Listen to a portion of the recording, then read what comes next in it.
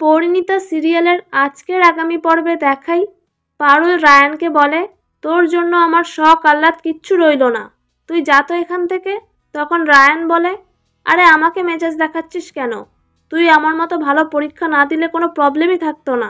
এখন ইউনিভার্সিটির জন্য স্মরণীয় কি করা যায় সেটা ভাব। তখন পারুল বলে, যাই করি না কেন, তুই দেখ না, তোকে না এবার আমি ছেঁচে রেখে দিব।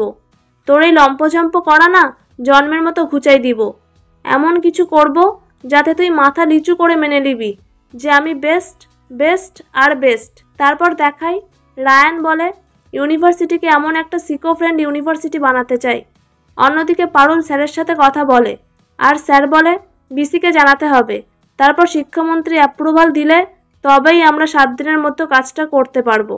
কিন্তু যদি করতে পারা যায় তাহলে কিন্তু তুমি ইতিহাস গড়বে পারুল। আর পারুল মনে মনে ভাবে, আমাকে পারতেই হবে স্যার। এই ছিল আজকের আগামী পর্বের আপডেট। পরবর্তী আপডেট দেখতে চ্যানেলটা সাবস্ক্রাইব করে রাখবেন। আর ভিডিওটি ভালো লাগলে লাইক কমেন্ট করে দেবেন।